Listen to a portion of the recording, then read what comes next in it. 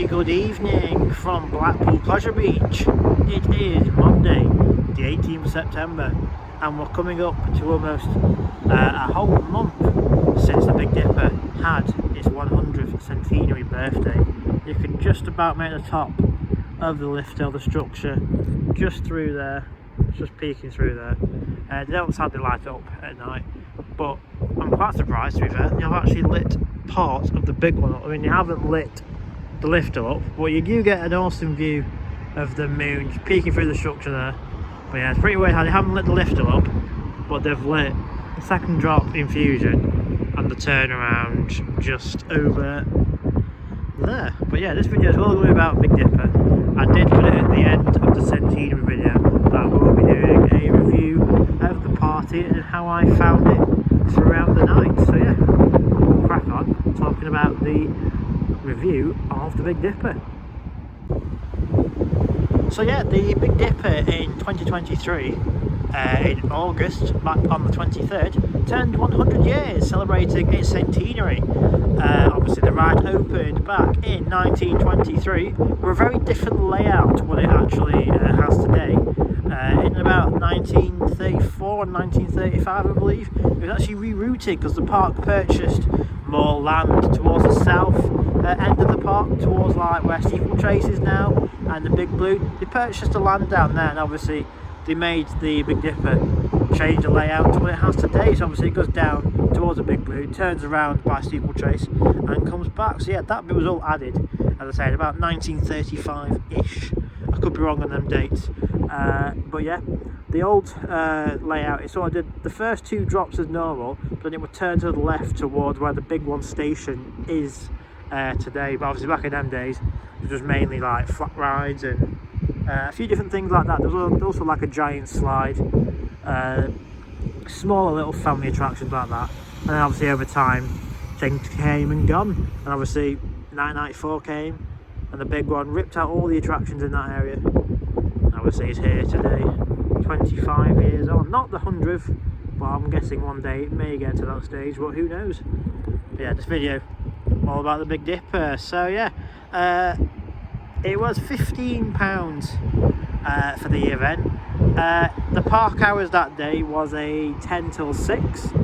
Everybody had to leave the park at 6, and I'm pretty sure the event started about 7ish, but it did start a bit later than 7, which was a bit of a shame really. Obviously on the email of the confirmation you were told to meet at the Noah's Ark entrance, or the park entrance, at about 6:45, ready to get inside the park. But I would imagine maybe some rides weren't clear by this time, as he didn't actually let us in until about 7:15, so about 20 minutes in total late to the event.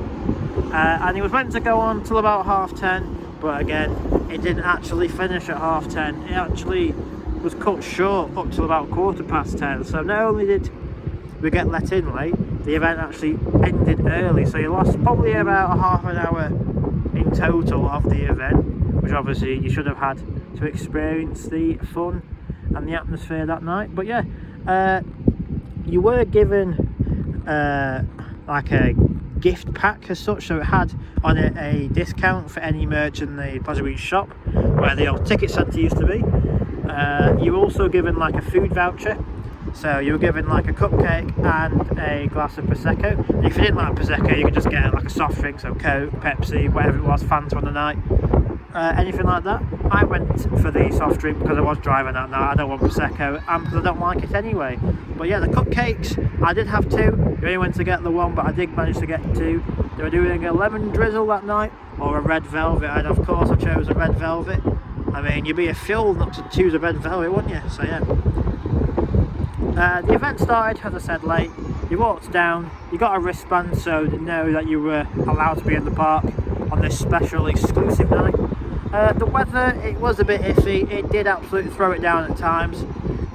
So as you can see, just there under the monorail, the old monorail, still there in pieces unfortunately, but you can just see that sort of building there. That was the old station for the Drench Falls log flume. It's now the entrance and exit for infusion. At times I did just stand in there to get out of the heavy downpours that occurred that night. In a way it reminded me a bit of the 90th birthday back in 2013, how it literally just threw it down all night. But that one, I felt the ride availability was better on that night, because you had Infusion, Big Dipper, Grand Prix and Wallace and Gromit open. So when it did absolutely throw it down, you could just hide inside Wallace and Gromit, which was a good option. Unfortunately, on the 100th, Grand Prix and Wallace and Gromit was not available, so you couldn't sort of hide from the rain apart from standing in either some of the little cafes that had open or the Infusion entrance building. But yeah, Big Dipper was on 2 trains, Infusion was on 2 trains. It was a good atmosphere. They had a stage up just outside of where the food units would be for Infusion, that little pathway there, if you know where the park is. Obviously you have the Big Dipper entrance, you have a row of food units like hot dogs, burgers, stuff like that, and then the entrance to Infusion. But yeah, as I said, the weather was iffy all night, but it did make for a good atmosphere. There was plenty of people in there. I think there was about 300, 400 people, maybe even more on the event. So it was definitely worth the £15, I would say. It was just a shame about the weather. So as you arrived up towards like the entrance plaza of Big Dipper and Infusion, the Infusion was actually open at this point. Big Dipper was still shut until about 8 o'clock, and about 5 to 8, Andy Highgate, who is the Manager Director of Operations for Pleasure Reach, he did a little speech. Obviously he's a ride enthusiast himself, so he did a speech listing many different accolades over the years of many different rides and their records. And obviously Big Dipper was like the tallest coaster, I think, even the UK or like the world at some point back in 1923. And obviously it's had several incidents and fires over the year, as would like any coaster probably does. And as I said, it got rerouted in 1935 to the layout it has today. But yeah, at about 5 to, he did a speech. It was quite a good speech. I wasn't able to film it, but I know Scott from Your Experience Guy did manage to, so there will be a link in the description to that little speech that Andy did. And about 8 o'clock struck, confetti went off. I'm surprised there were no little fireworks, to be fair, but yeah, confetti went off, and Big Dipper was open then from 8 o'clock till about 10:15, because they did stop the party a bit early, which was a shame. The queue for Big Dipper was quite big all night. It had probably about a 30-minute queue all night, which is good for the event. Infusion was obviously walk on because no one wants to go on Infusion because it's absolutely terrible. But yeah, it was all about Big Dipper that night. Managed to get quite a few rides on it, and with help from the rain that night, and obviously no wind, it was running absolutely rapid. It was absolutely bonkers going around Big Dipper, especially at night as well, because it's not lit up at all. Unlike, say, the big one, as you can see, gets lit up. Infusion gets lit up, but there's no lights of light Infusion up, and they didn't even have the train lights on, so it was complete darkness back there. Same with Grand National, if you've been on that in the night. It's absolutely dark going round behind Valhalla. So yeah, the event going well. As I said, the weather at times did make a turn for the worst, but it didn't put anyone's spirits off. There was good entertainment, as I say, prosecco and cupcakes going round. On the way out, as I said, you struck it about 10:15 on the way out. In the ticket centre, they did give you a certificate to say thank you for coming and all that.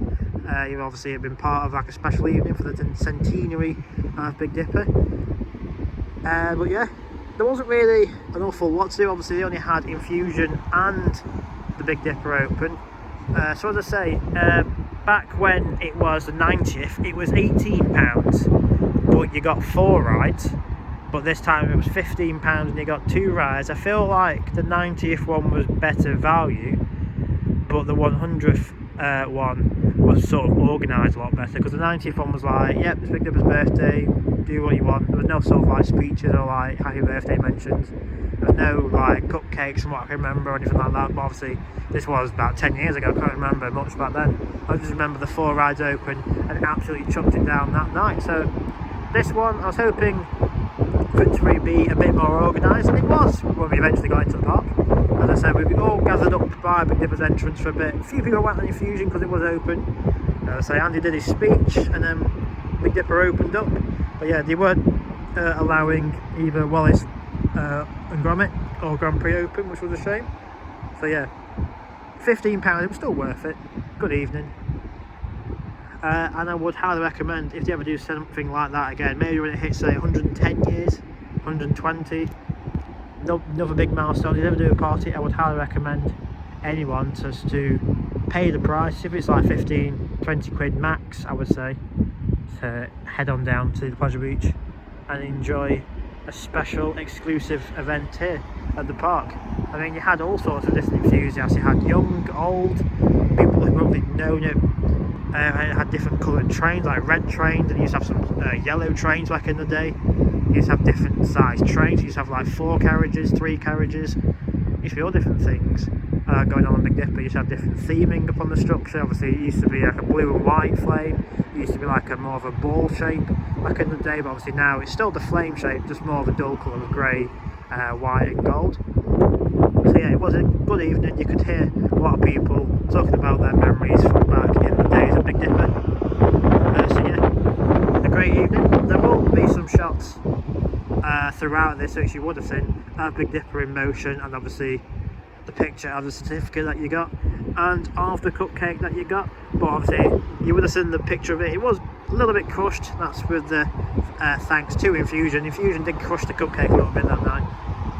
But yeah, Big Dipper review. It was a great evening. I would highly recommend doing it if you ever do anything like that again for the sake of its 110th birthday, because Big Dipper is not going to go anywhere anytime soon. It is grade 2 listed, I believe, so they can't even rip it out. It's a white 2. And I don't really want to either, because it is the best wooden coaster in that park, in my opinion. So yeah, hope you've enjoyed this little video of me rambling on about the Big Dipper party evening. Great evening all around, despite the weather. And yeah, I will leave you now with this little panoramic view of the big one lit up here in illumination season. So yeah, thank you for watching this video. I'll be back more with proper Pleasure Beach updates soon. And by the time you guys are watching this video, I will be in Phantasialand over in Cologne, Germany. So yeah, the videos coming from that park very soon as well. So yeah, thank you for watching this one. I'll see you all again. Bye bye. Experience vertical